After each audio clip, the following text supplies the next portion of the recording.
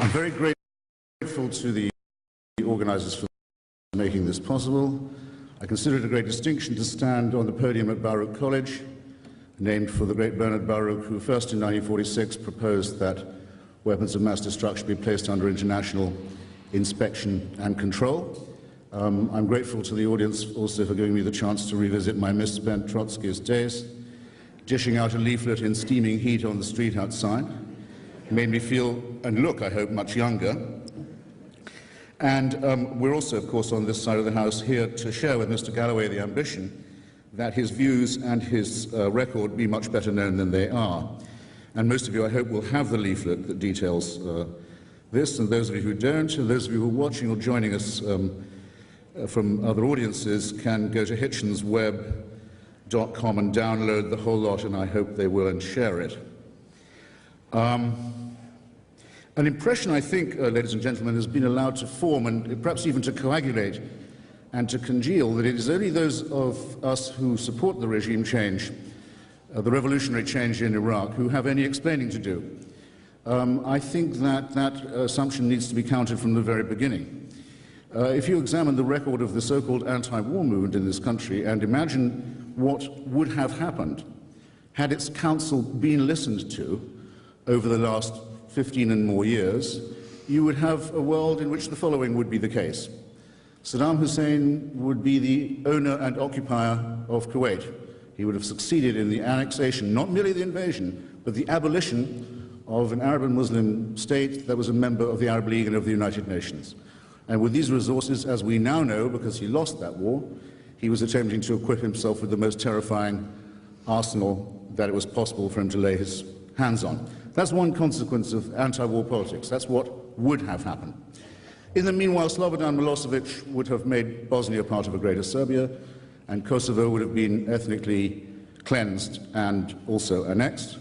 The Taliban would be still in power in Afghanistan if the anti-war movement had been listened to, and Al-Qaeda would still be their guests.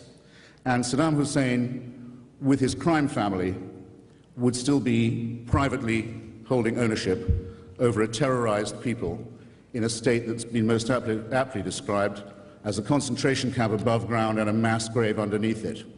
Now, if I had that record politically, I would be extremely modest.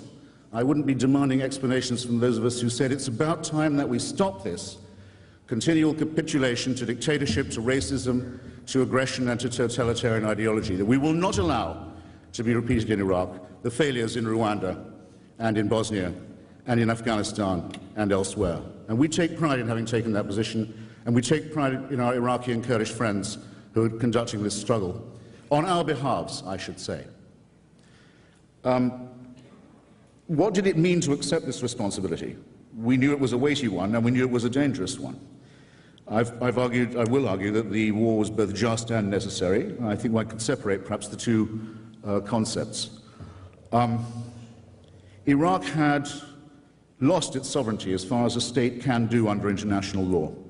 There are 4 conditions under which a state may be deemed or said to have sacrificed its sovereignty. These are if it participates in regular aggressions against neighboring states or occupations of their territory, if it violates all the letter and spirit of the terms of the Non-Proliferation Treaty, and in other words, fools around promiscuously with the illegal acquisition of weapons of mass destruction. Third, if it should violate the Genocide Convention, the signatories to which are obliged, without further notice, to act either to prevent or to punish genocide. And fourth, if it plays host to international gangsters, nihilists, terrorists and jihadists. Iraq met all these 4 conditions repeatedly and demonstrated its willingness to repeat them on many occasions. Its sovereignty was at an end. It was under international sanctions. It was a ward of the international community. Its people were being starved in order to build palaces for their psychopathic dictator. And it was furthermore imploding as a state and as a society. The divide and rule policy of the Ba'ath Party had led to appalling ethnic and confessional hatreds within the country. An imploded state would have made these worse, and you know who would have invaded then. Turkey would have invaded to try and take Kurdistan.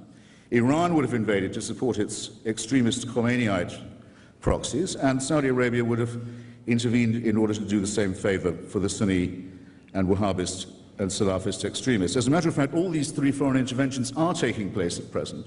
All those three powers are trying to meddle in Iraq, but we're fortunate, as are the Iraqi people, that there is a coalition to hold the ring and to prevent it from becoming another Rwanda or another Congo, another vortex of violence and cruelty and destabilization and war. And this, I think, again, is a point to take pride in. It was the only responsible course. I'm willing at any point to take questions, and I'm sure I shall be invited to, about my own criticisms of and misgivings about differences with those who conducted and conduct this policy.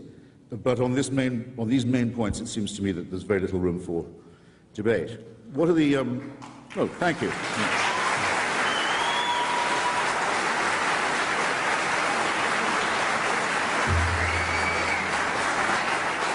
Now, we know, and we make no secret of the extraordinary difficulties that have attended this I think, very noble and risky and worthwhile enterprise. All of you will know, all of you will have seen some of the abysmal consequences of this. But you have, I think, the responsibility of imagining what the alternative would be. I am simply going to say what I think the positive reasons are, the positive consequences are. And I hope someone will be showing me the time, Amy, just so I don't trespass on my own argument or the patience of the comrades. Who's going to be showing me the time? You, okay. Will you let me know when I've got 3 minutes, say? Positive results, ladies and gentlemen, brothers and sisters. A man who planned and ordered and supervised and took delight in a genocide and torture and aggression and the occupation of 2 neighboring states and the massacres of their people is in jail now and will follow Slobodan Milosevic and Augusto Pinochet into the dock quite soon. I know there are some people here who don't take delight in this, but I will say that I do, that it's a long overdue justice, a long overdue act of justice and mercy. A constitution, a federal democratic constitution, is being debated now as we speak with the printing of 5 million copies of a provisional document, debated on 6 television channels, 6, and perhaps as many as 100 newspapers, in a country where 3 years ago it was death, not just for you but for your family, to possess a satellite dish or to attempt to distribute a leaflet. Death for you and your family, and not a quick one either. Does anyone not agree that this is a night and day difference? I invite them to say if they don't.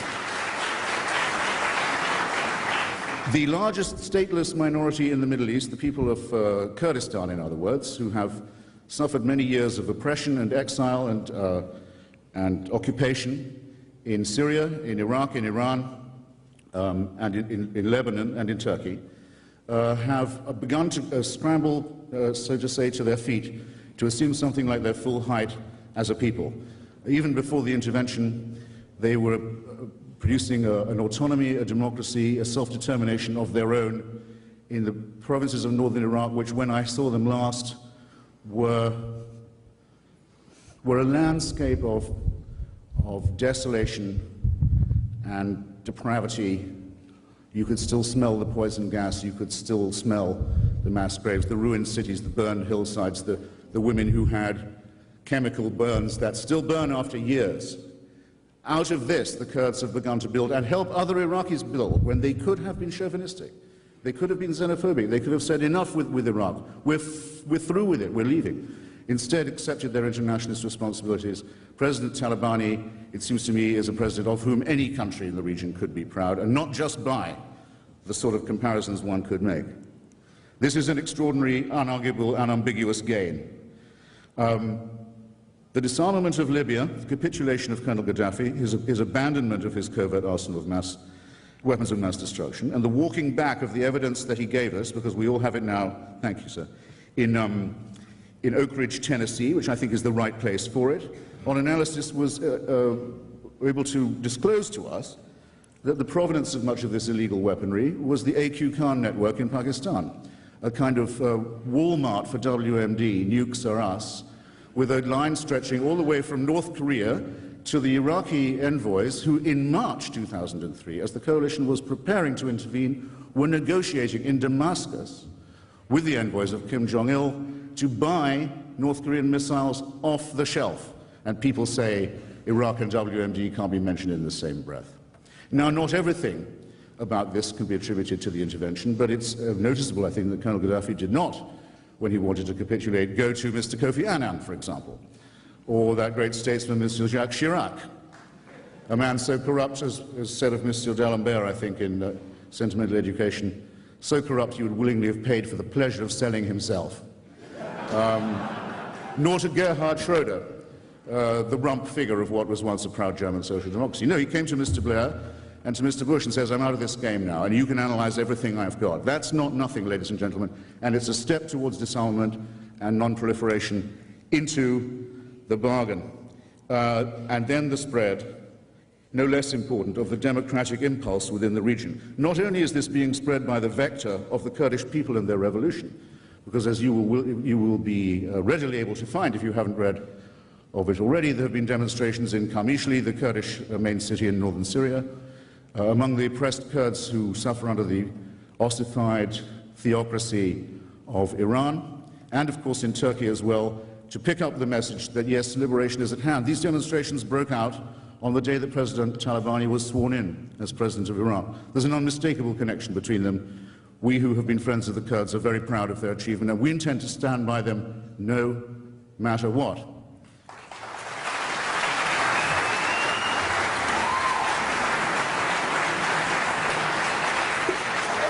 I will add that the moral leader of the Egyptian democracy movement, the man who has begun to break open the argument in Egypt, and who suffered a long period of imprisonment during this time and was written to by Nelson Mandela as Egypt's equivalent, has told me, and for quotation, that in his opinion, this new mood in the region would be unthinkable if it was not for the removal of the single worst tyrant who was present there. That's not nothing, as in point of testimony. That's from deep within the bowels of the Egyptian prison system, the man who is the moral hero of the democracy movement.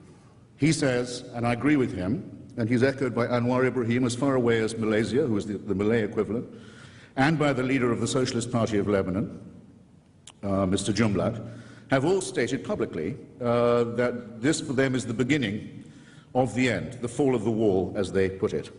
This, I think, is also something to take pride in. Now, I could have said this in front of any audience and against any antagonist, but in my last 2 minutes, I will have to say that I believe it is a disgrace that a member of the British House of Commons should go before the United States Senate subcommittee and not testify, but decline to testify, and to insult all those who try to ask him questions with the most vile and cheap gutter snipe abuse. I think that's a disgrace.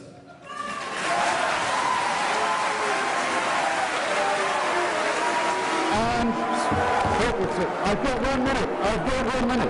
I've got 1 minute. And it is worse than a disgrace. If you...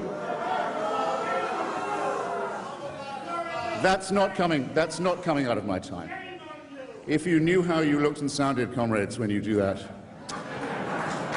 well, the cameras can take care of it. That's not coming out of my time. It is not just a disgrace, it is a crime that Mr. Gaddafi has profited from the theft of money from the Iraqi oil for food program, has told continuous lies about his profiteering from it and the foul associates that he made, at a time when Iraqi children were dying, and 11 billion from this program, 11 billion, went to the murderer and criminal and sadist and fanatic Saddam Hussein. How can anyone who's a business partner of this regime show their face in a city like this, and not content with it? Not content with it.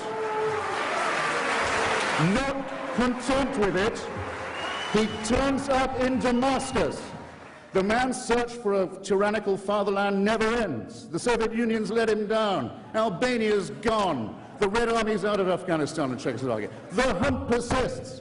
Saddam has been overthrown, and his criminal connections with him have been exposed. But on to the next. On the 30th of July, in Damascus in Syria, appearing, I've given it all to you in a piece of paper, in front of Mr. Assad, whose death squads are cutting down the leaders of democracy in Lebanon, as this is going on, to tell the Syrian people they're fortunate to have such a leader. The slobbering Dauphin, who they got because he's the son of the slobbering tyrant who came before him.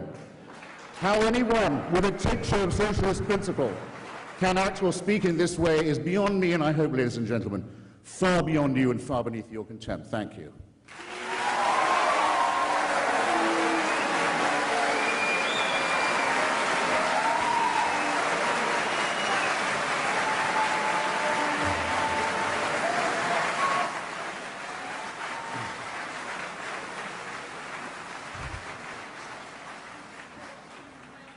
George Galloway, your response. Well, Chair, ladies and gentlemen, slobbering was the note that Mr. Hitchens chose to end on. I'm not sure that was wise. Bring it on. But I want to begin by praising Mr. Hitchens.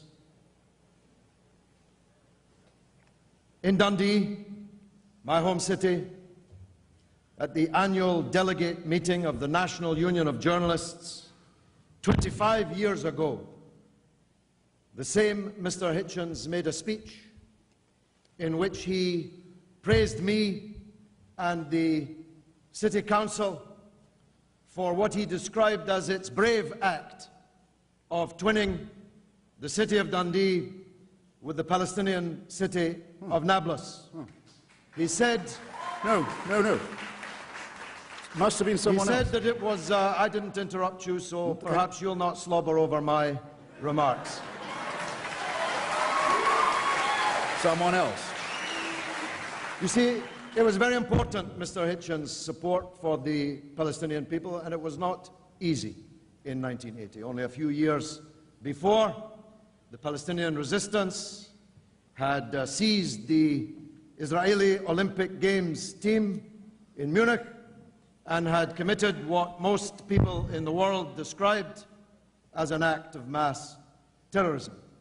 Mr. Hitchens' courageous stand with groups like the Popular Front for the Liberation of Palestine, the hijackers of many an aircraft, the carrying out of many a military operation, was very significant because it was very rare.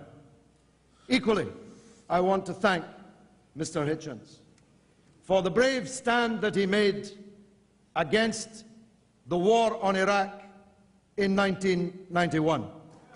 I want to say, and I've never had the chance to thank him for this, one of the magic moments of that great era was Christopher Hitchens on television with the gun nut Charlton Heston. When Heston was fulminating, desperate to get in there, desperate to attack, Hitchens told him to keep his wig on, and then he asked him, magically, to name 4 countries with a border with the country he was so keen to invade. And Heston, of course, could name none. That was important because it was very difficult to oppose the war against Iraq in 1991. After all, it was ruled by somebody called Saddam Hussein. It was governed by the Ba'ath Party, who continued to govern it thereafter. It was only 3 years since those chemical weapons that Mr. Hitchens could still smell when he was last there had been launched against the Kurdish people whom he will never leave alone. Only 3 years before Halabja had taken place. And of course, perhaps most significantly of all, it was difficult to oppose that attack on Iraq in 1991 because Iraq had invaded and abolished, to quote him a few minutes ago, a member state of the Arab League of the United Nations, a Muslim Arab country. Notwithstanding all of these things, Mr. Hitchens bravely, fanatically, you may say, stood against the idea of President George Bush invading Iraq in 1991. What you have witnessed since is something unique in natural history. The first ever metamorphosis from a butterfly back into a slug. Not bad. And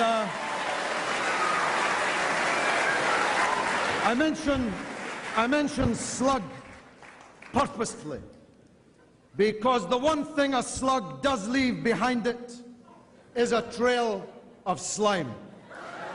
Now, I was brought up by my father on the principle never to wrestle with a chimney sweep, because whatever you do, you can't come out clean. But you, Mr. Hitchens, are no chimney sweep. That's not coal dust in which you are covered. You are covered in the stuff you like to smear on to others. Not just me, with your Goebbelian leaflets full of selective quotation, half-truth, mistruth, and downright untruth, and the comments you made in your last 2 minutes of this speech. But people much more gentle than me, people like Cindy Sheehan, whom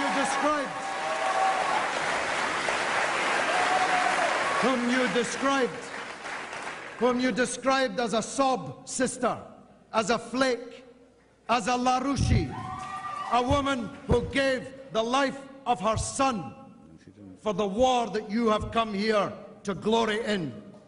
People like Mr. Hitchens are ready to fight to the last drop of other people's blood, and it's utterly contemptible, utterly and completely contemptible. Now,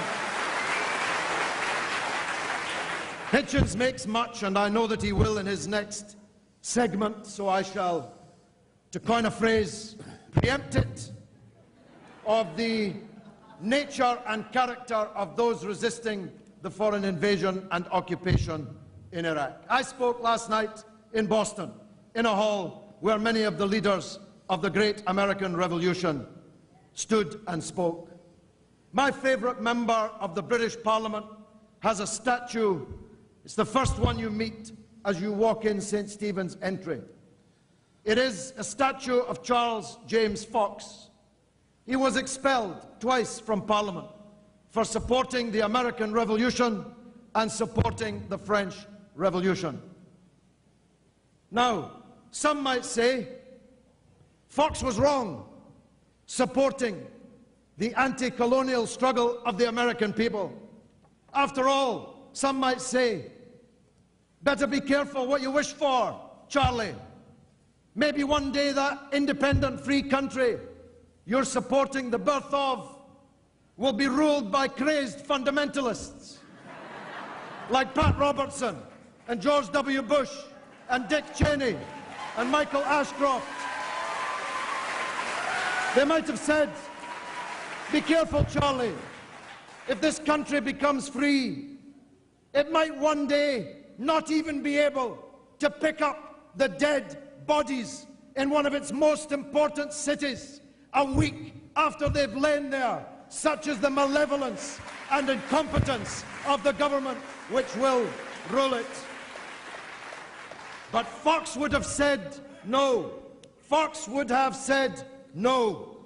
He would have said the American people have a right to be free. Who they choose to rule them is a matter for them. Let them make their mistakes. Let them have their own politics. My country has no right to occupy them any further. Now, I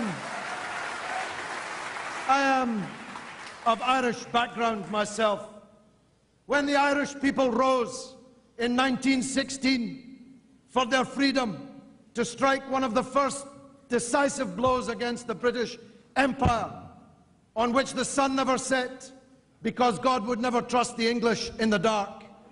When the Irish people rose, the Hitchens of those days in Bloomsbury, in the salons, denounced the Irish rebels as priest-ridden, bog-trotting, Celtic, Gaelic obscurantists to whom they would never issue from Bloomsbury a certificate of approval.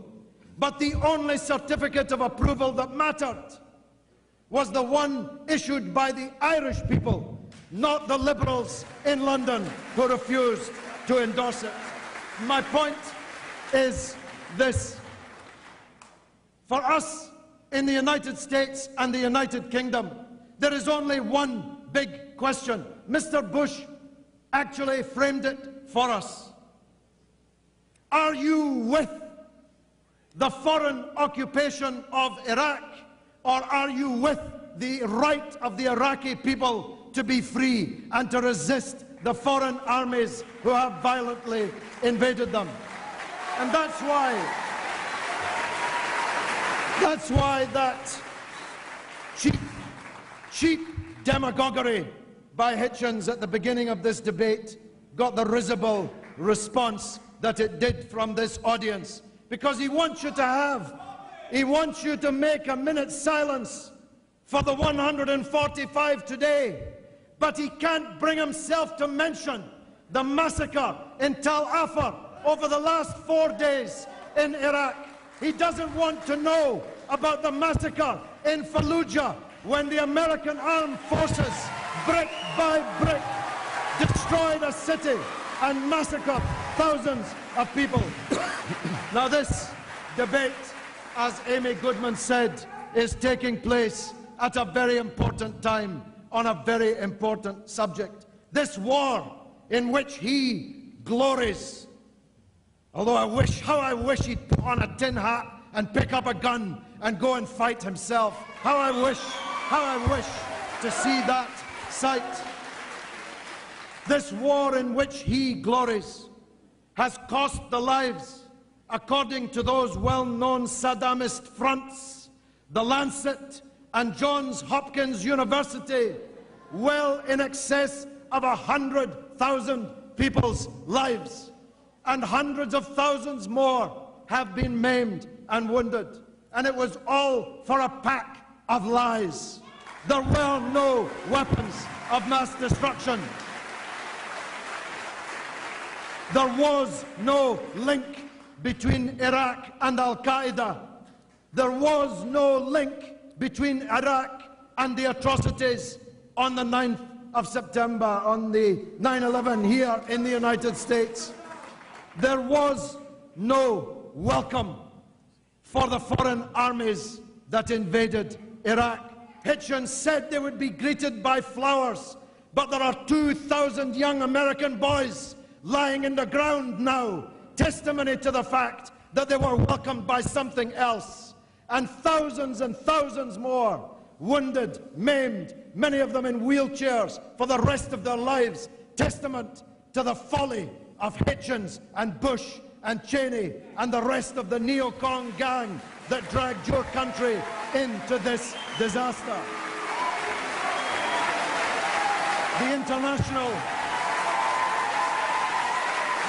The international legal and political system has been defaced and disfigured. The world has been made a more dangerous place, not just for us, but for our children and their children, for generations to come. The world has been made a more dangerous place. Hitchens asked us to believe that hundreds of thousands of Western soldiers invading a Muslim country would make less Islamist fundamentalism. He asked us to believe that devastating Iraq and making a Yugoslavia on top of the world's biggest oil field would make the world a safer and more stable place. There is scarcely a sentient being in the land who any longer believes that the war on Iraq was either necessary or just or a good idea.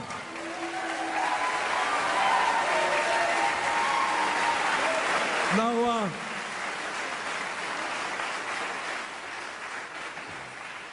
you may very well ask why so many people wanted to come in here and watch and listen to two British guys debating in the United States of America about a war far away. I think the reason is this. Our two countries are the biggest rogue states in the world today. And it is therefore vitally important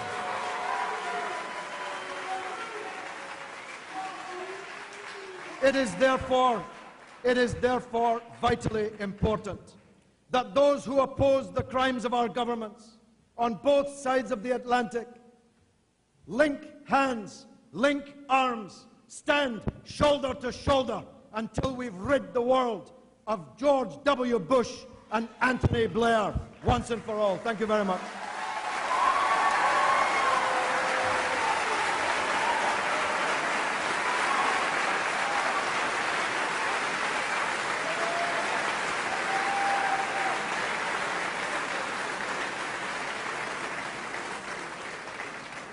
Christopher Hitchens, 10 minutes. Well, I think I can say that it's a sort of a pleasure to be insulted by Mr. Galloway under any of my identities. I've never made a speech at a journalists' conference in Dundee, for example. I don't know who does Mr. Galloway's research, though I think I can guess. Eamon McCann, he said it on radio. He said it on radio in New York on Saturday. Eamon McCann, remember him? I remember Eamon McCann very well. By the way, he gives me the opportunity to say that I've been a lifelong supporter of the reunification of Ireland, and with Edward Said in the early years of the Intifada, as early as '86, published a book which you can still get from New Left Books, Verso, called Blaming the Victims, about the struggle for the full establishment of Palestinian rights.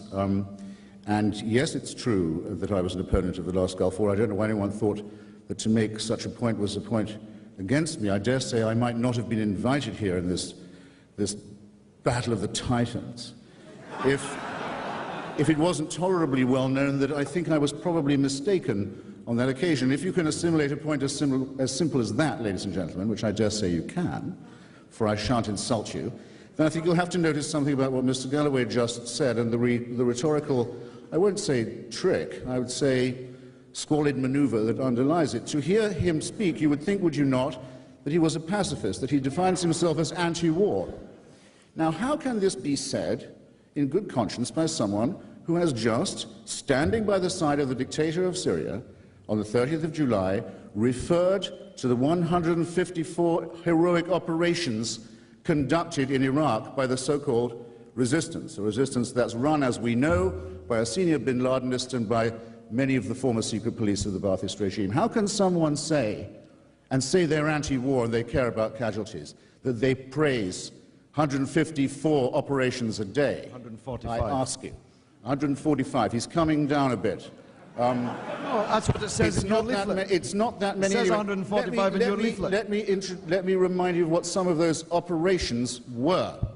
The blowing up by military-grade explosives of the headquarters of the United Nations in Baghdad a few months after the intervention, as it was being tenanted by Sergio de Mello, one of the great international civil servants of our time, who was fresh from, Amy knows more about this than I, but fresh from his role in the very belated supervision of the independence of East Timor from Indonesia and the holding of a free election in East Timor. And the jihadists who murdered him put out a communique saying, we have today put an end to the life of this disgusting man because he freed Timor from Muslim Holy Land in Indonesia.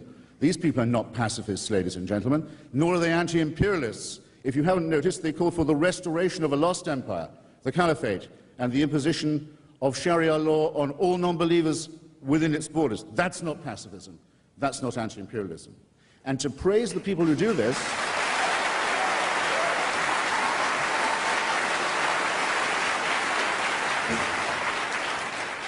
to sully the name of Charles James Fox, ladies and gentlemen, with such a squalid enterprise of brigandage and conquest is truly revolting.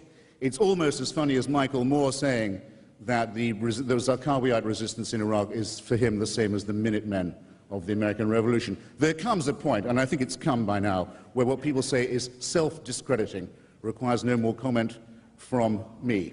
Some of this is funny, okay? Some of it simply shows that the people on the other side of this house are not serious. The cheap laugh and the easy joke will do for them. Of course it's funny that the authoress of the Vagina Monologues puts Mr. Galloway on the campaign trail with Jane Fonda. Who can't laugh at that?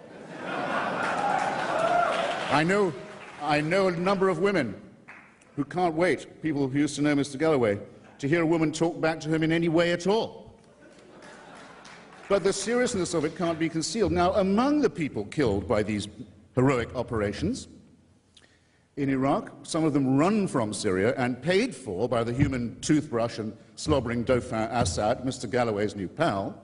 Among the victims of these operations was specialist Casey Sheehan, who was trying to clean up the festering slum of what had once been called Saddam City and was now known to us as Sada City, where the water supply is coming back on. It's taking a while because people keep blowing it up, but it's coming back on. Now, I will put a simple moral proposition to you and see if I've phrased it aright. Is it not rather revolting to appear in Damascus by the side of Assad and to praise the people who killed Casey Sheehan, and then to come to America and appeal to the emotions of his mother?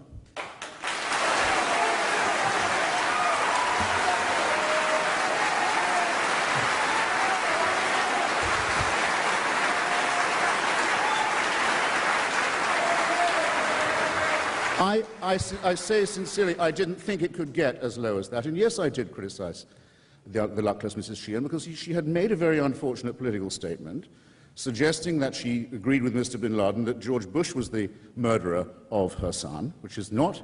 The son, you exculpate the murderer, you exculpate the killers, right there. They didn't kill him. Shame on you. Shame on you for saying that. Now, she had made an unfortunate statement, which I called her on, and she denied having made it, which was a false claim. And she said that someone else had magically inserted it into her email, which was a claim equally found to be false. All of these claims, ladies and gentlemen, can be found to be false by a moment's checking, if you really believe the crazed fabrication of the figures of 100,000 deaths in Iraq. And if you think that only people who die in Iraq, but the only deaths caused in Iraq are by coalition forces, if you're willing to believe any or all of that, you can simply go to my colleague Fred Kaplan's space on slate.com. He's a very stern and strong critic of the war, a great opponent of mine. We've had quite a quarrel about it. He's a great writer about science and other matters. It's a simple matter to show this is politicized hackwork of the worst kind. The statistics in that case have been conclusively and absolutely shown to be false. And I invite anyone to check it. Everything I say has at least 10 pages of documentation which I'm willing to share behind it. And you will have your chance to challenge me and pass questions to Amy. Now, I believe that that's really all I particularly need to say, except, don't clap that fast, that's cruel, that's mean. Except to say this about the question of who's who in this war. Iraq is not being occupied by President Talabani. President Talabani was born there. He's had to move a few times. He's seen his villages destroyed and his home bombed and his family shot at and murdered and so on. He's not occupying Iraq. President Talabani is, in fact, the leader of the Patriotic Union of Kurdistan, which is the corresponding member organization of the Socialist International. It is the Iraqi member party of the Socialist International. The Iraqi Communist Party, a party with a great record of bad politics but good civil struggle in Iraq, and with great organization among the women and trade unionists and journalists and workers of the country, has, of course, been a member already of the provisional government and is campaigning enthusiastically in the elections. There are probably some people among you here who fancy yourself as having leftist revolutionary credentials. In fact, I can tell that you do from the zoo noises you make. and the scars you can demonstrate from your long underground twilight struggle against Dick Cheney. But while you're masturbating in that manner, the Iraqi secular left, the socialist and communist movements, the workers' movement, the trade unions are fighting for their lives against the most vicious and indiscriminate form of fascist violence that any country in the region has seen for a very long time. And the full intent of that was, and I'll say it directly, yes, in Fallujah, was to establish a Taliban regime and a safe house for al-Qaeda in Fallujah. That's what we were facing. You think you could fight that without casualties? You're irresponsible. You're ahistorical. We take, on this side of the House, without conditions, we take our side with the struggle of the Iraqi democratic and secular left against fascism. We make no apology. Those who have betrayed their own party, Mr. Galloway had to be expelled from the great labor movement of which I'm myself still a member, because of advocating the shooting, publicly advocating jihad against British troops, now turns on the Iraqi left and wishes them well, and wishes and argues and hopes for their defeat by an onslaught which would make Afghanistan seem like a civilized country. What two positions can one take about this? I invite you to consider, ladies and gentlemen, and consider carefully, and thank you.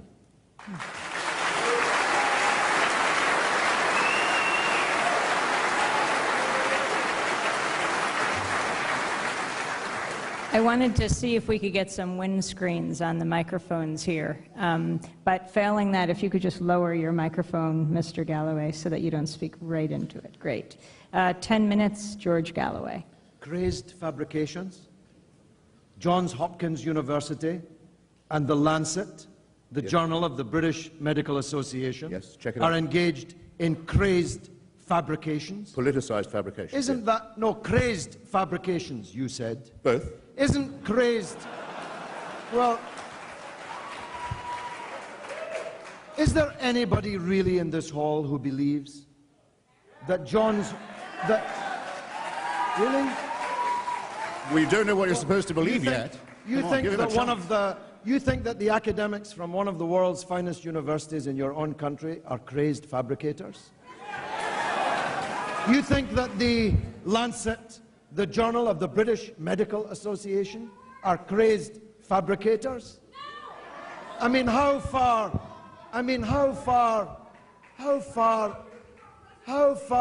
has this neocon rot seeped into your souls? How far? Get it. Now, I'm going to have to deal with this hypocrite Hitchens. He talks about the death of soldiers in an occupation army at the hands of those resisting them. He supported the Algerian resistance in its bitter battle against French occupation, which cost 1 million lives. And he supported the FLN, who conducted the most bitter, unremitting, unrelenting military struggle, which would today be described, and was then by the French described, as terrorist. And when Ahmed Ben Bella, the leader of the Algerian Revolution, was asked why he was placing bombs in baby carriages and leaving them in the souk to explode amongst the French forces and their collaborators, he answered, if the French will give us some of their helicopters, some of their aeroplanes, we will give them our baby carriages. Isn't that the same situation today? That Mr. Hitchens' friends are the ones with all the tomahawks, all the Apaches. Isn't it odd that they should choose as the names of their weapons the totems of the Native American population that they remorselessly massacred in centuries gone by?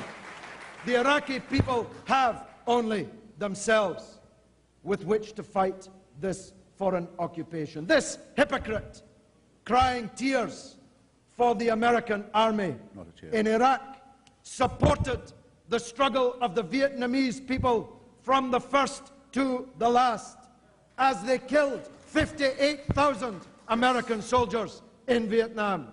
He opposed the American war in Vietnam and supported those fighting against it.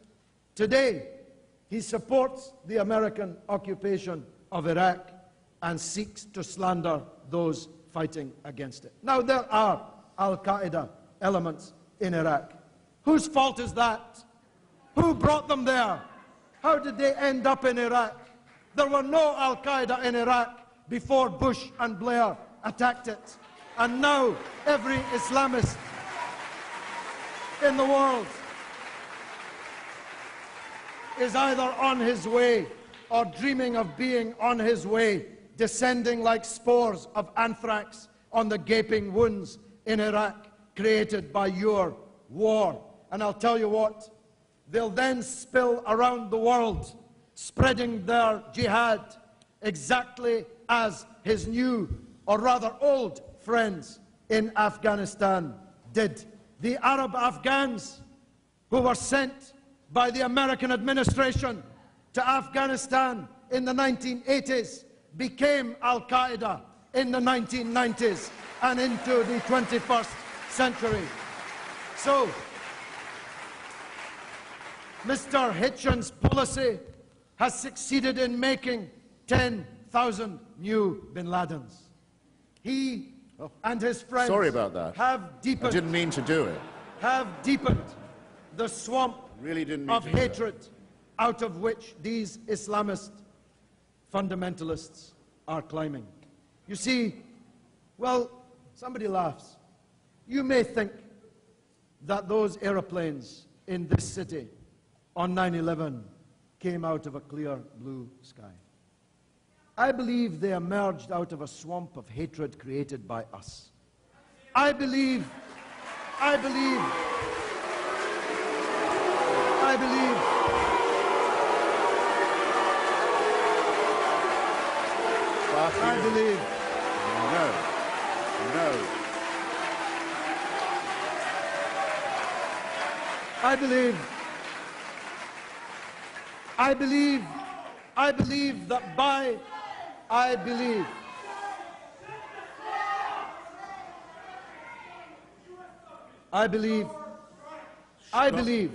Please. I believe Be quiet. that by their unending, bottomless, and total support for General Sharon's crimes against the Palestinian people, the United States,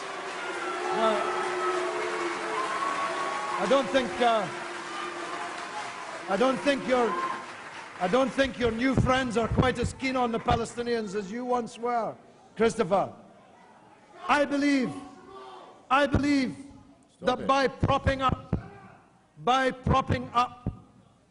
the puppet presidents and the corrupt kings who rule the Muslim world almost without exception from one end to the other, Western policy has created this swamp of hatred against us. And it won't matter.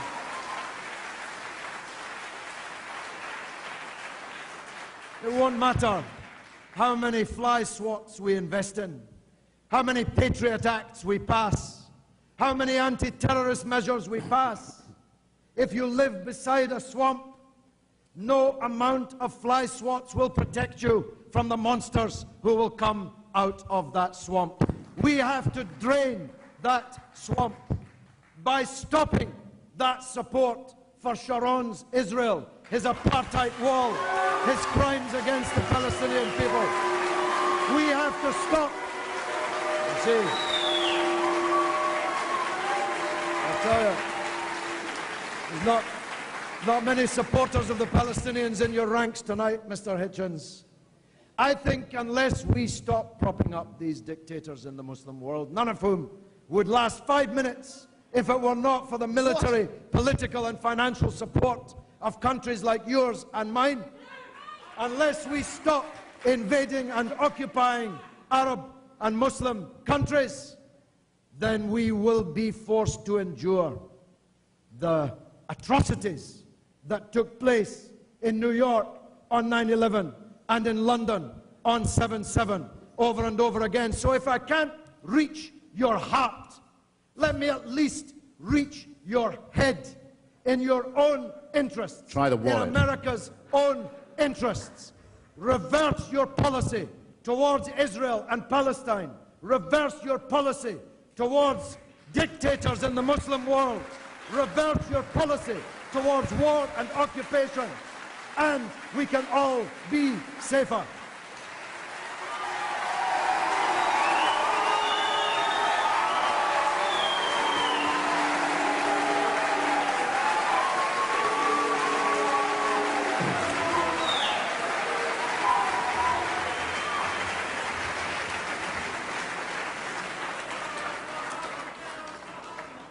Christopher Hitchens, 5 minutes. Oh, I had no idea. That was the appeal to the cerebellum, that last bit, was it? Well, okay, you'll forgive me for pausing. I was waiting for the next shoe to drop. Now, I'm beginning to find myself a little overwhelmed by Mr. Galloway's compliments. I don't know where he keeps coming up with them from. It's true he did once say of me that I was the greatest living English man of letters and polemicist, and I was grateful. I could have wished it wasn't published in a newspaper nostalgic for the rule of Brezhnev, but you take your compliments where you can, and I might add that if anything ignited the hatred and violence that has so come to preoccupy us in the Muslim world, I think the invasion by the Soviet Union of the entire territory of Afghanistan, its virtual annexation as a country, and the certifiable and provable massacre of many tens of thousands of Afghans, as well as the insult to their religion, is probably a better candidate than the holding of a free election in Iraq as a provocation. But you see, there will always be bloody fools who think, yes, of course, now you look at the situation in Gaza, it makes perfect sense to commandeer a plane load of civilians and smash it into a building full of civilians. Why hadn't I thought of that before? I think you may have noticed, Mr. Galloway, that you picked the wrong city to say that in.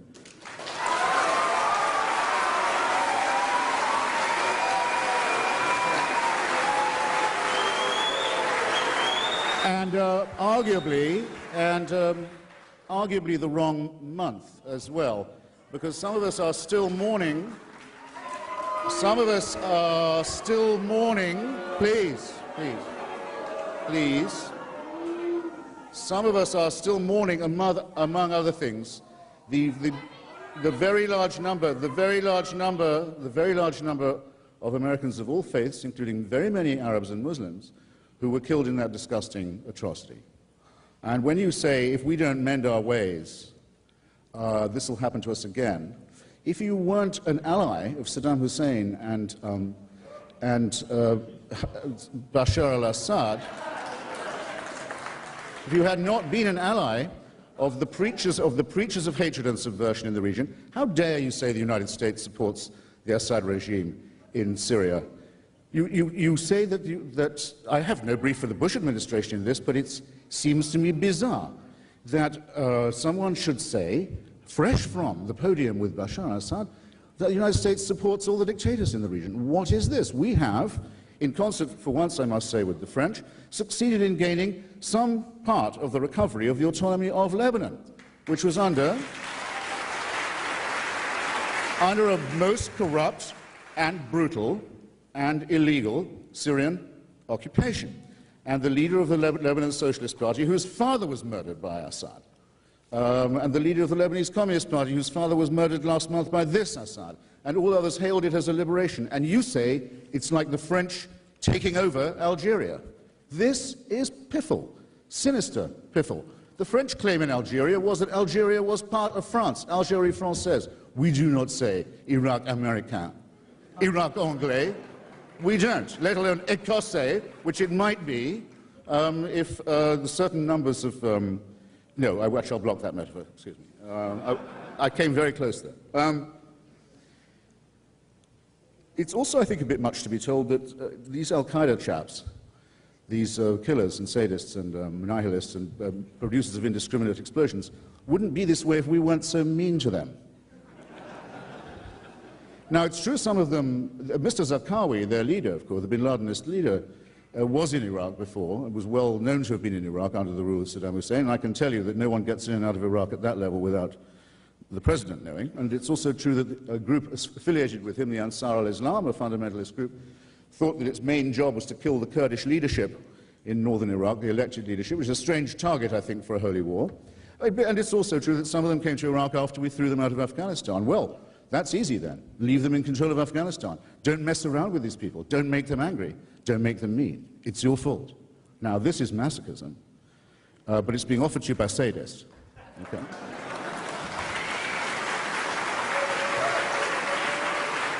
And someone who hasn't answered my question, my challenge. I said in round terms when I opened that this is not just a matter of which of us can be the rudest, because I already conceded that to Mr. Galloway, or which of us can be the most cerebral, because he's already conceded that to me. But I said that there's a further grudge between us, which is this. I say that Mr. Galloway discussed the allocation of oil for food profits that stole directly from the Iraqi people and that helped to corrupt the scheme and program of the United Nations. I say he discussed that personally with Mr. Tariq Aziz in Baghdad at least once. And if he will put his name to an affidavit that formally denies that, we can have done with this business. But if he does not, it's going to haunt him on every stop of this tour and all the way back to England and everywhere he goes to raise the flag of jihad in the Middle East. This I promise you. I promise you. George Galloway, 5 minutes. Bring me the affidavit, I'll sign it now. It's a complete lie. It's a lie like the other lies on your leaflets that you were handing out like an idiot on the street before this meeting. It's a lie. Buy my book. If you don't want to buy it, go to the website of respectcoalition.org and read it. I've already dealt with this. It's a lie. Nobody ever discussed oil allocations with me. Not Tariq Aziz, not anybody. I've already said it under oath, never mind an affidavit, under oath on pain of imprisonment in front of the US Senate. That smokescreen will not wash. You want me to run through the dictatorships you're supporting? Do you want me to run? Sure. Yeah. Yes? Why not? Well, that is masochism. That really is masochism. You want me to run through the dictatorship in Saudi Arabia? Yes, get on with it. No. Do you want me to deal with the dictatorship in Saudi Arabia, the prison state? Do you want me to run through the family business more Corleone than Sainsbury's that runs Kuwait? Do you want me to run through the dictatorship in Egypt? He has the gall to claim the election in Egypt as a fruit of the massacre of hundreds of thousands of people in Iraq. Hosni Mubarak got more votes in the so-called free election last week than he got in the election he admitted he rigged 6 years previously. And you want to call that democracy? You talk about democracy in Lebanon, your Cedar Revolution. It wasn't democracy they were demanding in the square of the Cedar Revolution. If there was democracy in Lebanon, Sheikh Nasrallah, the leader of Hezbollah, would be the president of Lebanon. But he can't be. Very interesting. He can't be the president of Lebanon. No Muslim can be the president of Lebanon. You've got to be a Christian to be the president of Lebanon, even though only 20% of the population of Lebanon are Christians. And how did that come about? Because the United States Marines waded ashore in Beirut in 1958 to impose that constitution on the people of Lebanon. You have the gall to talk about dictatorship and democracy, Mr. Hitchens.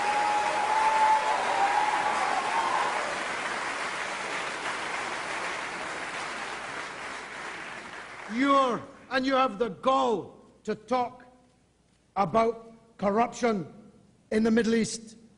Your president and his father are complicit to the tune of millions and millions of pounds in the corruption of the Arabian Gulf, in Saudi Arabia, with the Carlyle Group, with secret Saudi investment in the failed business enterprises of George W. Bush.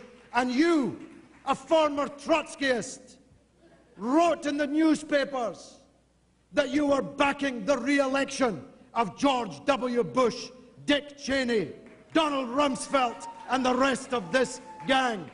You should be ashamed of yourself, but you're not. But I'm not. But you're not. But I'm not. But you're not ashamed of yourself at all. It's true, I praised you. You were a butterfly. You're now a slug. You did right like an angel, but you're now working for the devil. And damn you and all your works.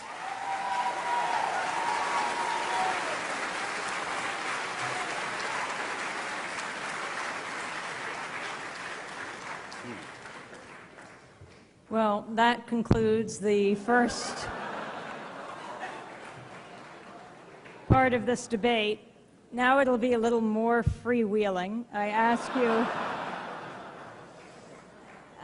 you not to speak over each other, but you can go back and forth more.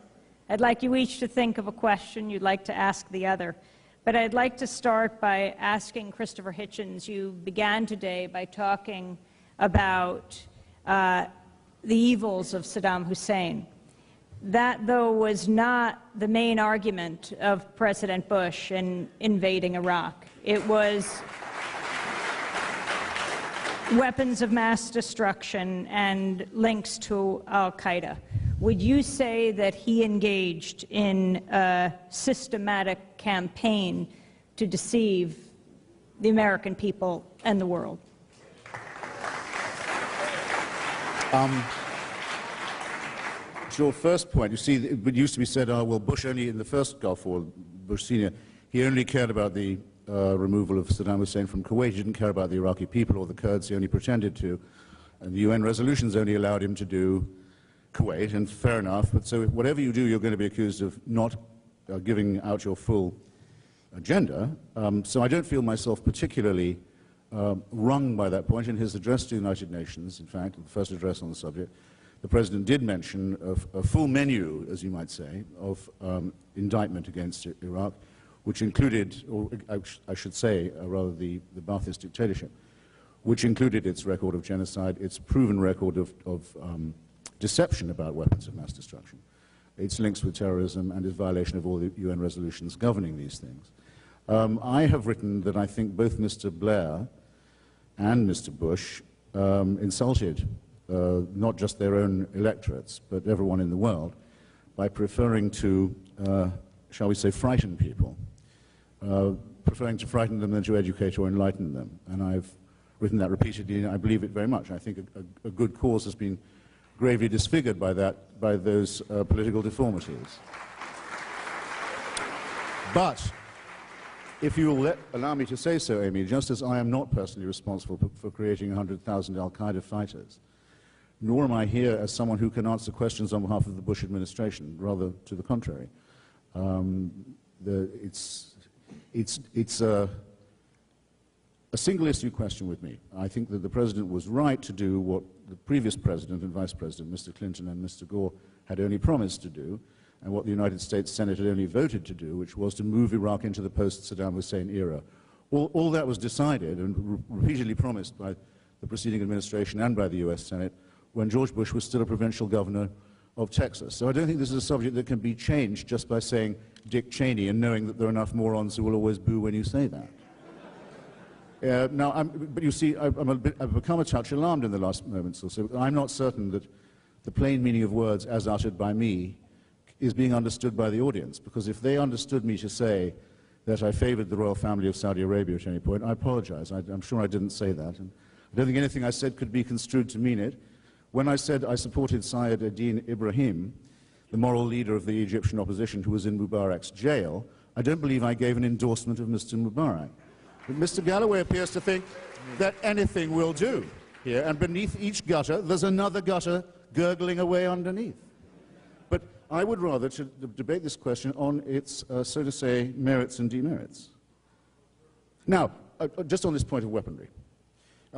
If you have, as you do have in the case of Saddam Hussein's Iraq, a regime that has used chemical and biological weapons against some of its own inhabitants in Kurdistan, against Iran several times, that has run an elaborate method of concealment that offered Mr. Tariq Aziz, Mr. Galloway's best friend, I think he told the Senate, Senate subcommittee, I think he said best friend or very close friend, man he's met 12 times, spent Christmas with, Mr. Tariq Aziz has offered, and I have an affidavit on this, and we will get one from Mr. Galloway too, and put the two together.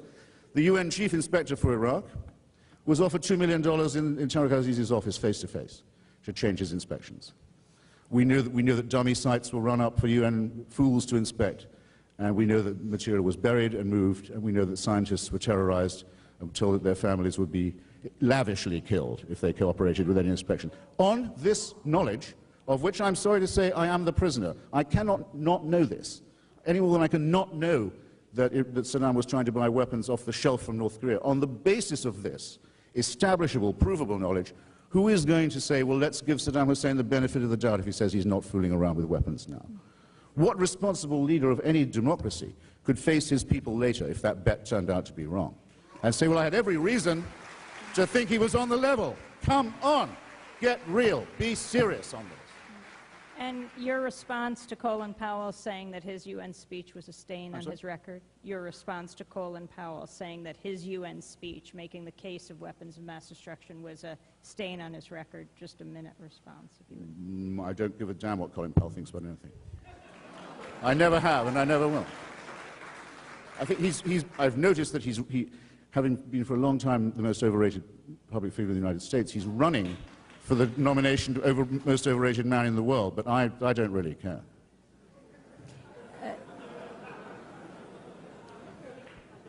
and you can't make me. George Galloway, Saddam Hussein currently sits in jail. Do you think he has committed any crimes, and if so, what? Saddam Hussein committed real and serious crimes against the people of Iraq. Most of them in the 1980s, when he was the closest friend of the United States and Great Britain.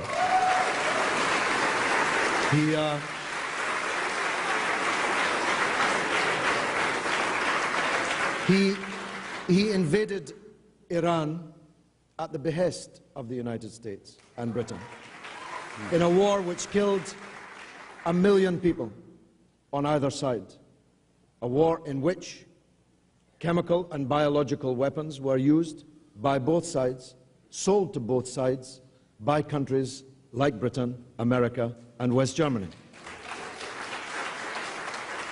He killed, massacred Kurdish people in Halabja. I was one of those who demonstrated against it. Mr. Tony Blair, nor any of his cabinet, participated in any of those demonstrations.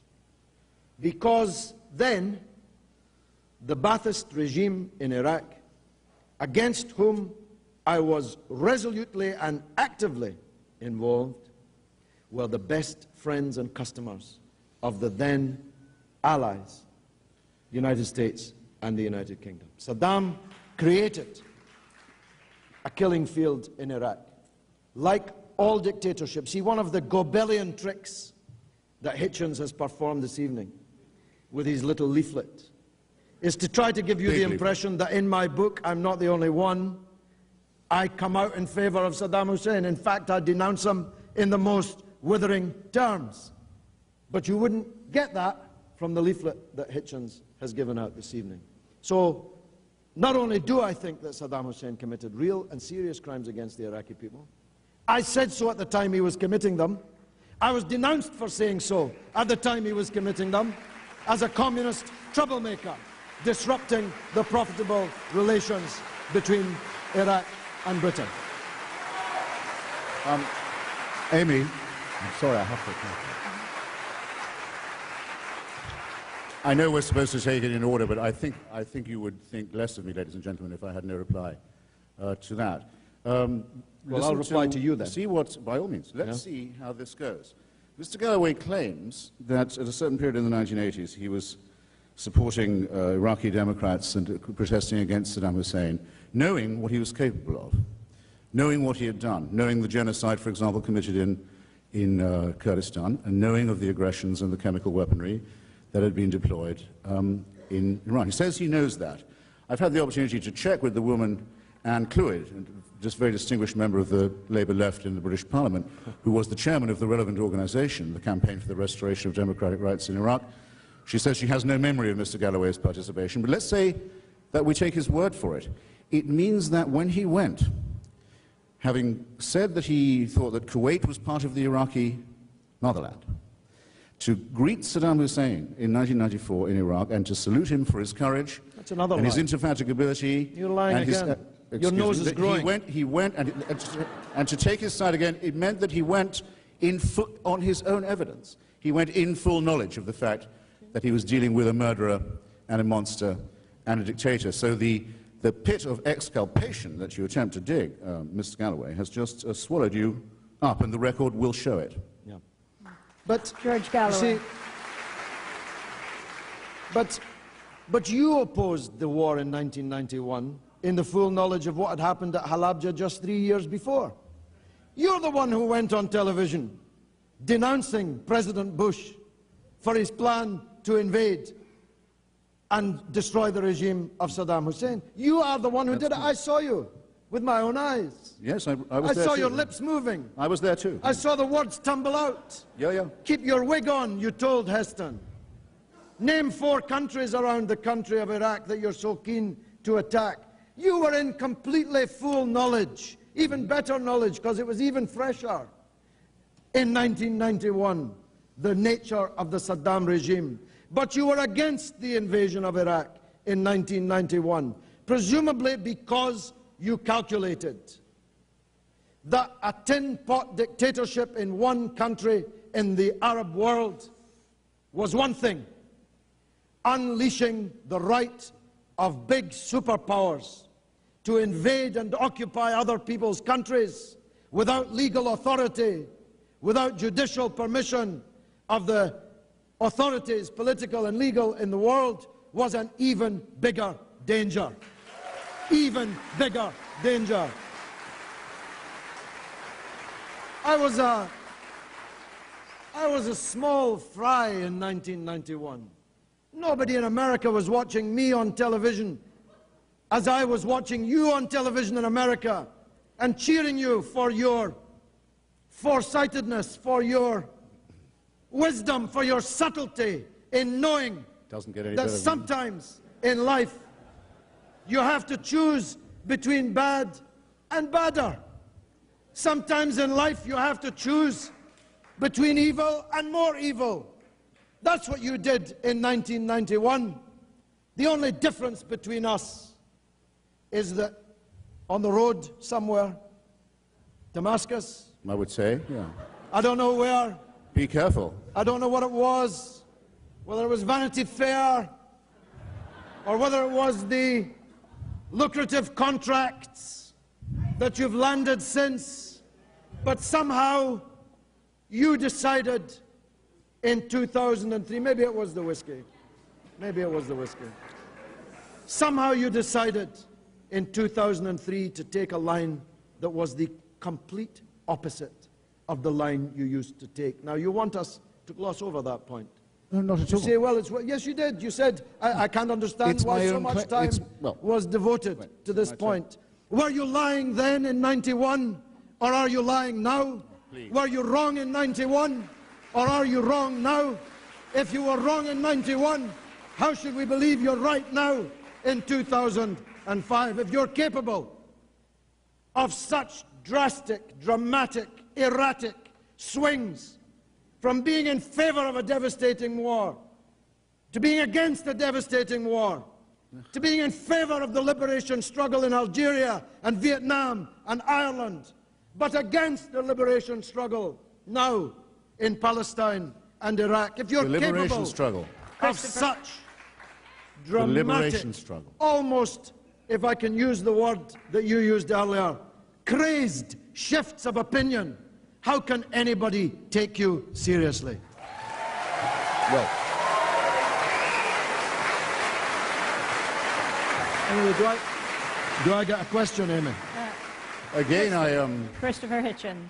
Again, I worry about the plain meaning of words. I believe I said earlier that I held a different view at the time and have since changed it. My articles and statements against the war and my reports from Iraq and its neighbors at the time are all available in a book published by Verso. It's called, this one is called For the Sake of Argument. And I haven't repudiated them. It's that I no longer hold to them. I was unpersuaded in the following manner.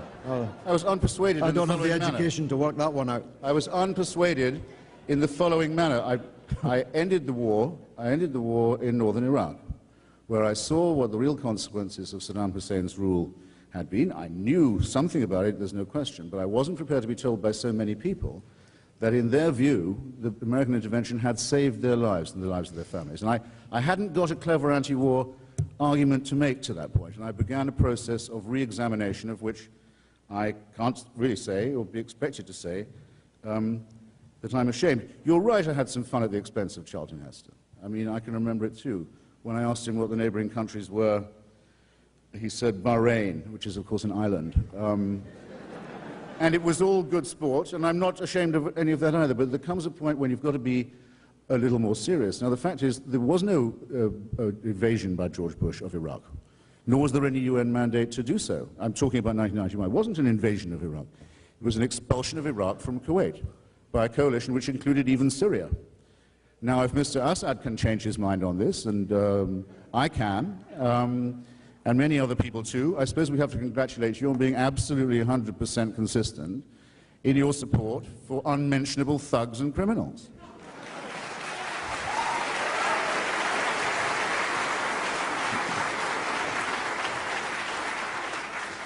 What about the issue of a timetable withdrawing from Iraq or withdrawing immediately or not withdrawing. Let me first put the question to George Galloway. What do you think needs to happen today? Well, Mr. Hitchens says that you have no intention of an Iraq Americana. Well, if it looks like a duck, walks like a duck, and quacks like a duck, the chances are it probably is a duck. And down on the ground in Iraq, it doesn't look much like the United States is planning to leave of their own volition. After all, they're building massive and what they hope to be permanent military bases to station their forces there. They have engineered a puppet regime which they intend to allow to be a kind of lipstick on the ugly face of their occupation, which will allow their corporate friends, do I really need to mention them? Do I need to name them? Do I really need to? I mean, they've probably got supporters in the hall. Might as well. Christopher's new best friends, Bechtel and Halliburton, and all these robber barons, these vulture capitalists who are cutting Iraq like a shawarma, stealing the American people's money, stealing the Iraqi people's money. You think they're planning on going home anytime soon of their own volition? Think Halliburton intends to leave? Do you think their plans to force the privatization of all of Iraq's industries and services are because they intend to allow Iraq to be free? Do you think they're forcing of Iraqi farmers to buy patented seeds so that they'll be forever in debt to the agribusiness companies of the United States is because they intend to allow Iraq to be free? They intend, if they can, to have an Iraq Americana. But the Iraqis have decided otherwise. And that's what you can't stand. That's what you can't stand. You see, you slander the Iraqi resistance as being foreign fighters. I have to laugh at this term, foreign fighters. Yeah? Which part of Iraq is General Myers from? Which part of Iraq are the British and American generals from? The most foreign fighters in Iraq are wearing British and American uniforms in Iraq. No. But the idea that the Iraqi resistance are foreigners or Islamist fundamentalists is denied now even by the testimony of the United States generals themselves. Hitchens is clinging to an argument which has even been abandoned by the United States generals themselves. Only 6%, according to the United States government, of prisoners taken from amongst the Iraqi resistance have been foreigners, if Arabs from neighboring Arab countries can be called foreigners by a government in the United States of America. That means that 94% of them are Iraqis. Now, you should know better. You see, we were told in Vietnam that if only the Red Chinese and the Soviet Union would stop meddling in Vietnam, there would be no Vietnamese resistance. They couldn't bear to concede that the Vietnamese people were prepared to fight them with their teeth, if necessary, to rid their country of foreign domination. They've told us in every single anti-colonial struggle that it was foreign interference. It was the Reds, or it's the Islamists from outside. If only we could extirpate them. Kerpow, the man in a turban with a beard in the Tora Bora, or his lieutenant, the Zarqawi, who it turns out actually fell out with bin Laden a very long time ago, according to the excellent rebuttal of Mr. Hitchens' 10 points by Professor Juan Cole of Michigan University, available on the internet. Yes. to anyone who wants to read. A man even more cerebral than Christopher Hitchens. This slander of the Iraqi resistance is self-deluding. You're fooling yourselves if you believe it. Because if you believe it, you must believe that if only you could seal the borders a bit more, if only you could get rid of the foreign fighters, then everything would be rosy, everything would be hunky-dory. This is a level of self-delusion which borders, frankly, on the racist. The vast majority of the people of Iraq are against the American and British occupation of their country. Your own friend, Coburn, writing from Iraq recently, said so. The vast majority of Iraqis want this occupation to end. George. And the vast majority of those fighting to bring it to an end are Iraqis. Get used to it, get over it, understand it, or you're fooling yourselves. Here. Wow.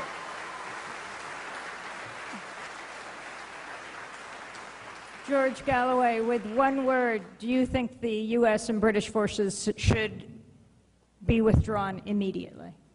Not only do I. Only a word. Only a word. You want one more? Yes or no? Oh, yes. Okay,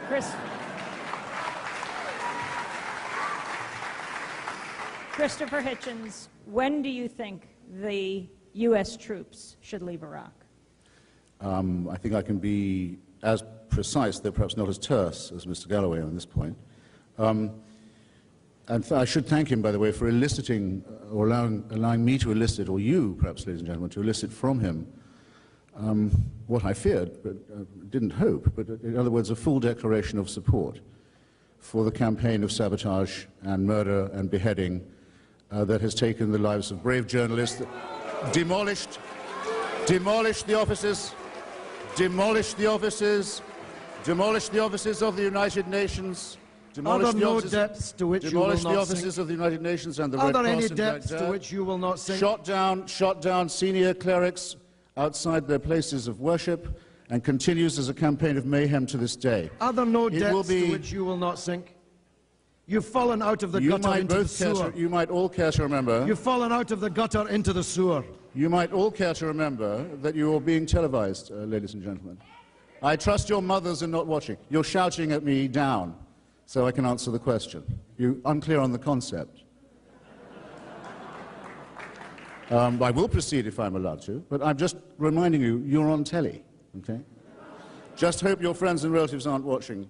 Now, a campaign of mayhem and sabotage that was most obviously directed, and here's where I want to move to my point, in February last, against the only attempt that Iraq has ever seen to hold a national election to provide a parliament, a constitution, and an elected government.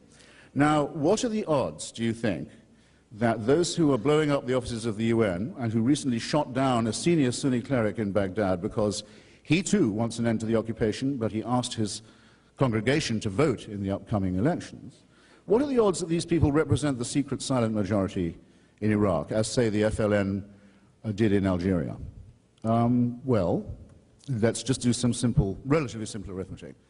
In the 3 Kurdish provinces of Iraq, there is really not a single sympathizer either of the Ba'ath Party or of Al-Qaeda. It can be taken as a certainty that we know at least 20% of the population consider this resistance to be a fascist pest and have committed their heroic armed forces, because there is a rebel army in Iraq. There is a people's army, there is a guerrilla force in Iraq. It's called the Peshmerga. It's the People's Liberation Army of Kurdistan. And it fights on our side. And we at last, because Mr. Galloway is right that our policy in the past has been heinous, we at last fight on their side too. Excellent. Now, very well, moving right along. It is admitted, I don't think it's even denied by the egregious figure of Professor Cole, who's never set foot in the region, though claims to speak Farsi and various other languages. I don't believe it's denied even by him, and he changes his mind on these things about once a week, that Ayatollah Sistani, Grand Ayatollah Sistani, is considered by the majority of the Iraqi Shia to be, let's say, at least their spiritual leader. If it had been up to Grand Ayatollah Sistani, and if you like, if it had been up to my advice too, Mr. Paul Bremer would have had to call elections much earlier than he did, and so he should have done, and make a transfer of sovereignty much sooner than he did, and so he should have done. But we have no reason to doubt that the forces that favor this transition to a federal democratic system in Iraq, where no one group rules by violence or terror or by dictatorship, where there is federal and local autonomy, and where disputes are not settled by violence, is favored by the latent majority of the Iraqi people. Because if that's not so, it's very easy for them to participate in the vote. And what they do instead is they try and sabotage it. I think that's a very eloquent campaign that's being run by Mr. Galloway's heroic resistance now, to stop these elections from happening, to speak to the people, the terrified people who've been through 3.5 decades of war and fascism and terror, and never give them a moment to breathe, never give them a moment's freedom from fear and intimidation. Shame on the people. Shame on the people who call this a liberation movement.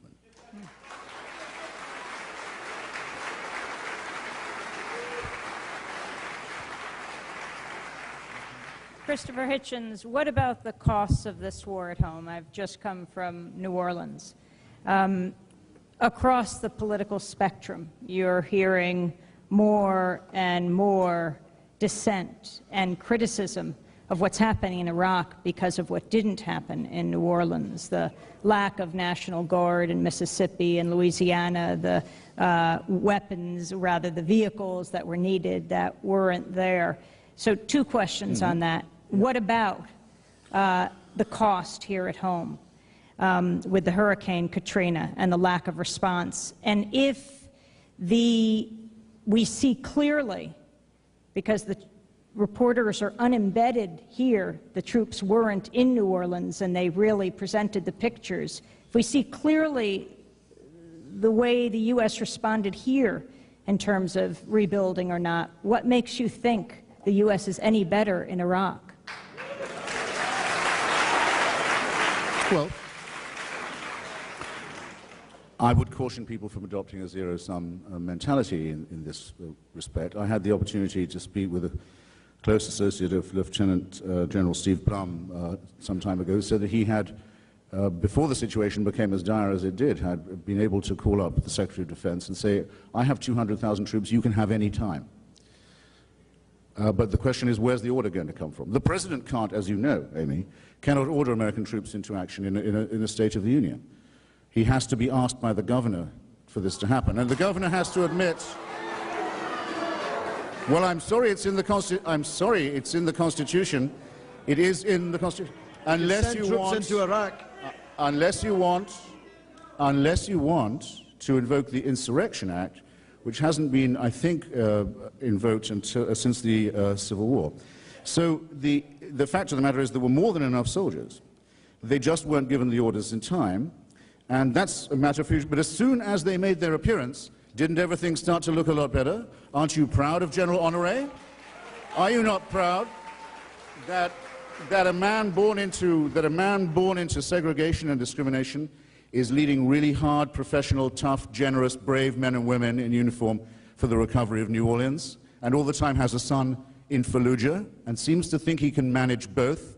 I think it's hugely to the credit of the United States Armed Forces that they would consider it ignoble to abandon their commitments in Sada City and in Halabja and elsewhere. Ignoble and parochial and provincial. Now, Mr. Galloway came a little near the knuckle a moment ago and decided to overlook it. He said what I said was bordering on racist. I really feel I'm entitled to ask him to withdraw that imputation. I think that's an opprobrious thing to say, but I will have to add that for people to start pumping out propaganda before the bodies had even been uncovered in New Orleans, saying, and to make points, demagogic often, saying they wouldn't be dead if they weren't black, about people who haven't been identified yet, whose parents don't know where they are. And to say this wouldn't have happened if we weren't wasting money on Arabs, that is an appeal to the most base provincial, isolationist and chauvinist mentality.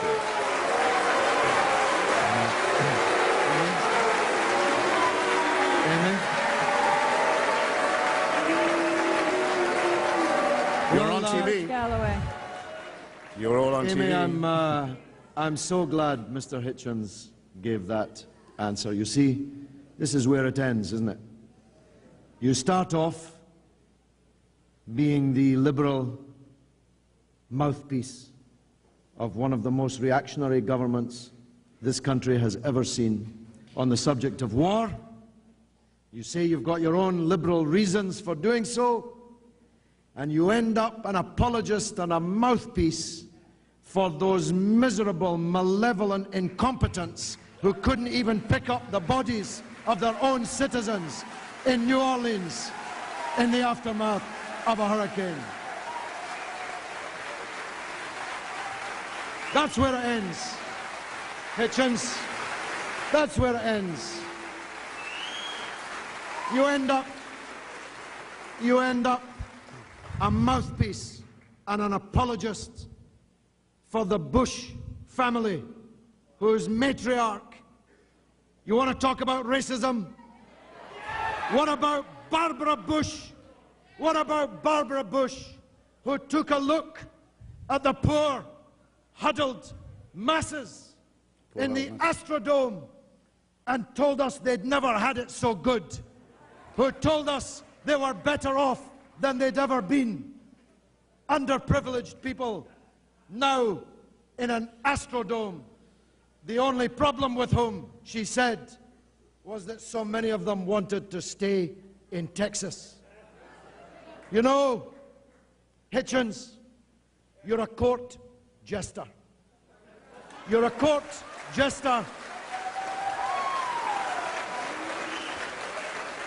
Not at Camelot, like other ridiculous former liberals before you, but at the court of the Bourbon Bushes. Barbara Bush, the Marie Antoinette of modern-day American politics.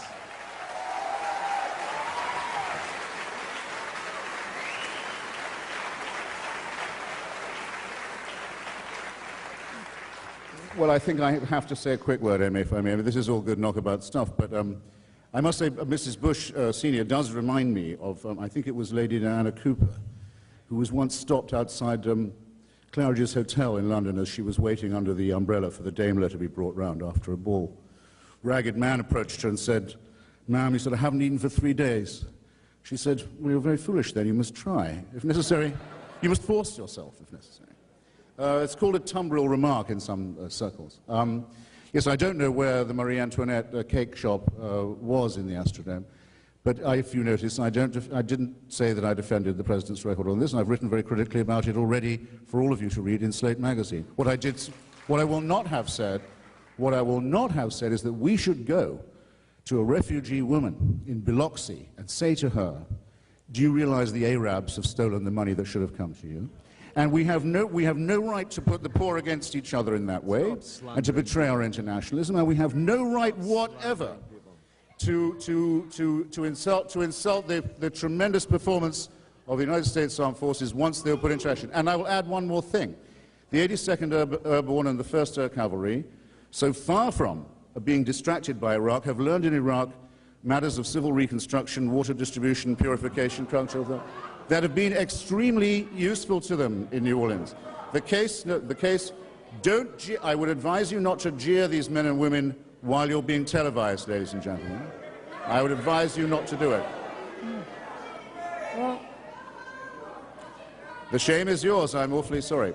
I meant to have said that before, in any case. Yes, and we will bring Sada City back too, and we will rebuild Halabja. Yes, we will. And not only that, the Army Corps of Engineers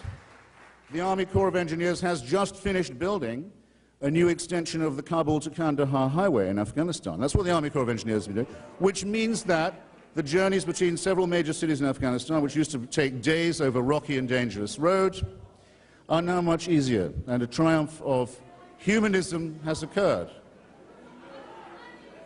If I was a less patient person, I would get the impression that someone was trying to shut me up here. Don't even think about it. What I say doesn't require your endorsement and isn't drowned by your zoo noises, because I'm on C-SPAN now, and all they can hear is you baying. They can make me out all right, so just give it up, okay? Simmer down. Or let me put it like this, it takes a bit more than that. It takes a bit more than that, tough guys and gals, to shut me up as well.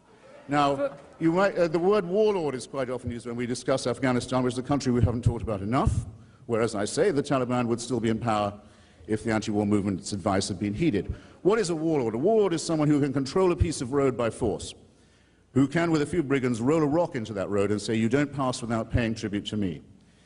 Warlordism is one of the seedbeds of the swamp that Mr. Galloway describes that breeds terrorism. If you can build solid, wide roads that directly connect the cities, you abolish brigandage and warlordry. Are you in favor of abandoning Afghanistan to warlordage and brigandry again and see what happens? I do. I heard a few yeses. I thought I might. You already have. Anything's better than imperialism, Exactly right? what's happened.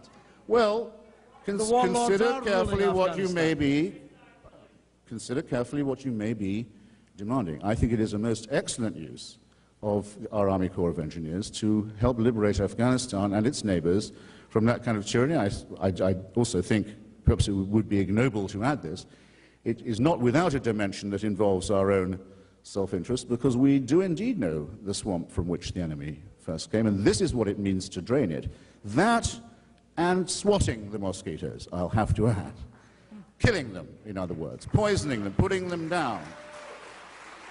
Knowing an enemy when we see one, treating an enemy like an enemy, recognizing that we have a deadly foe, not surrendering at the invitation of a courtier of sadists.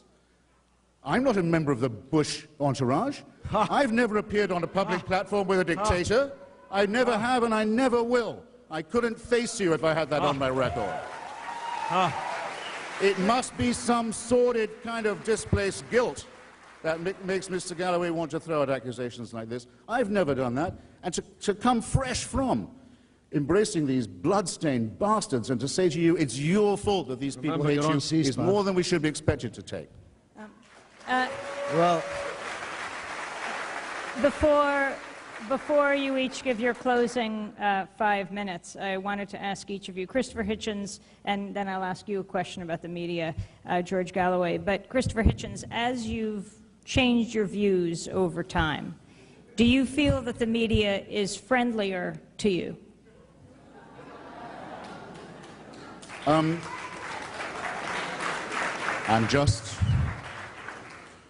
trying to think. No, I was a columnist for, say, Vanity Fair, which is, I think, where most of my readers follow my stuff, before I resigned from The Nation, for example, and I didn't, as it were, get that job by quitting The Nation. I have a feeling I know the imputation of what you're saying, but I think I probably wouldn't be the best judge in my own cause. I can see the editor of The Nation magazine sitting in the front row. I feel fairly confident that if you asked him, he would not say that I left the Nation in order to improve my salary prospects. But, and I frankly think that's a bit of a waste of a question. But if...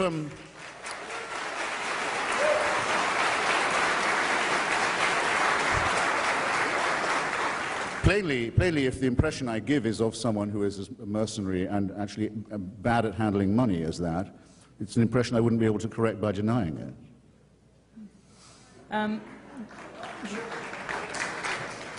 that was a bit of a waste of an answer. Well, I don't know about you, Amy, but I'm beginning to think this debate is running out of steam a little. Yes, I have the same impression. If Mr. Hitchens agrees, it might be that we should begin to think about winding it up without further ado. I see some of the audience are leaving. The hour is late, and I think we've generated about as much light as we're going to, and as much heat as we ought to. Well, because Mr. Hitchens is right. I'm certainly no pacifist, and neither is he. And we probably oughtn't to get any more belligerent towards each other than we have been. Don't worry about that. Already. Well, why don't you give each of you... If I still have the mic, I would just like to say that this issue of whether the Iraq war was necessary and just or not is one which is already being adjudicated upon by the people who are watching C-SPAN, by the people who read these proceedings this evening, in their opinion polls, in their comments of all kinds. There are very, very few friends left of the argument that Mr. Hitchens has put. Of course, on the far shores of the crazed right-wing neocon circles in the United States, he's a new hero. But amongst the mainstream majority and amongst those with whom Mr. Hitchens used to travel, this subject is already adjudged. You see, the Elysian fields that he seeks to conjure up in his depiction of Iraq today simply don't bear any resemblance to the situation we all see on our television screens and read about in our newspapers every day. The situation's not getting better in Iraq. It's getting worse. Religious fundamentalism, to which he is so opposed, has been put in power in Iraq by the invasion of Bush and Blair. The Grand Ayatollah Ali al-Sistani, of whom Mr. Hitchens, now it's very bizarre, a Trotskyist friend of the Grand Ayatollah Ali al-Sistani, that he speaks so approvingly of now, is the ruling power in Iraq, and believe me, he is an Islamic fundamentalist. Believe me, he wants to ensure that the people who live under his purview follow every dot and comma of the Islamic fundamentalist agenda. And I warn you to be careful of what you wish for. Because if either the United States or its friend Israel attacks Iran in the next period over the issue of nuclear power, Iran will answer in Iraq. And they will answer, above all, in the south of Iraq, where the Grand Ayatollah Ali al-Sistani is top dog, thanks to your friends Bush and Blair. Extremism has not been dampened down by this war. It has been fantastically enhanced. The number of people who hate us in the world has not been reduced, but has been greatly enlarged. The confidence of people in their own governments and their own political systems in the belligerent countries has not been enhanced. It has been substantially undermined. The ability of the international legal and political system to operate as a means of resolving disputes has not been enhanced by this affair, but has been fatally undermined by it. This is a disaster, this war on Iraq. When the French statesman Talleyrand was told by an aide of the murder of a political opponent, the aide said, "It's a terrible crime, sir." And Talleyrand answered, "It's worse than a crime, it's a blunder." This attack on Iraq and its subsequent occupation is a crime, yes, but it's worse than a crime. It's a blunder. It's a blunder that's made us all more insecure. It's a blunder which has destabilized the world, multiplied our enemies. It has few friends left, and you will regard yourselves as having been privileged in years to come that you were able to witness the ridiculous spectacle of this popinjay who continues to support it.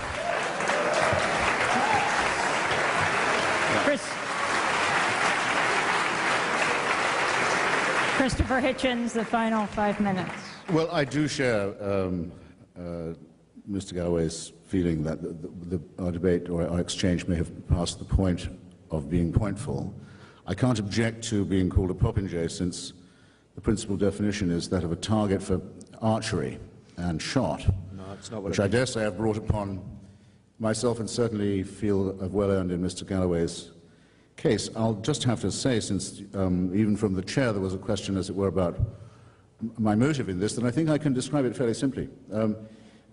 And it was rather fairly put, in fact, by my great antagonist, Harold Meyerson, the editor of the American Prospect, in a recent article. He said Mr. Hitchens' motivation for being involved in this appears to be his old friendship and solidarity with the secular Iraqi Kurdish left forces. I thought, well, that's nice, because just for once someone has got right how it was that I made some new friends. Didn't lose the old ones unless they wanted to desert me. But I will tell you that some of the admirers on the MoveOn.org world that I may have lost are well worth it in exchange for the comrades I have made.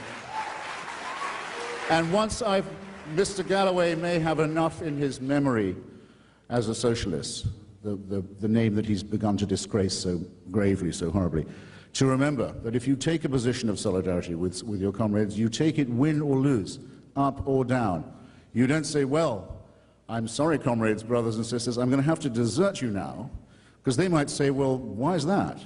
And I might say, have to tell them, well, because Michael Moore says so, or because Cindy says so, or because someone's offered me some oil for food money to do so, and I'm not going to do it.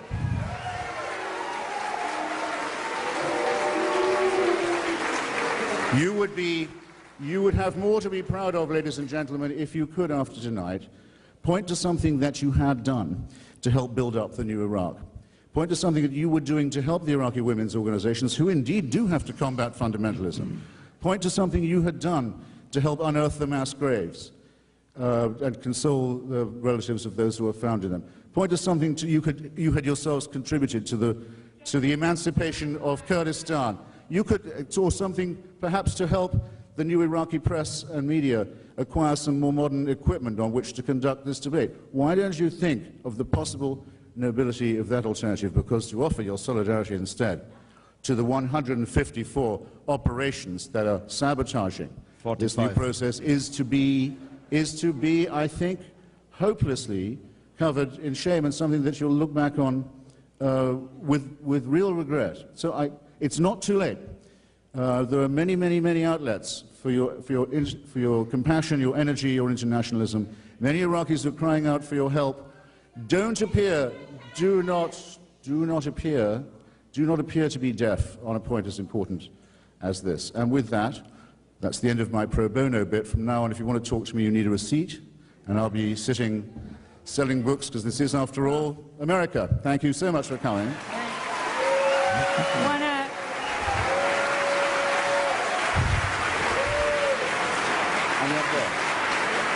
Thank you very much for coming out tonight.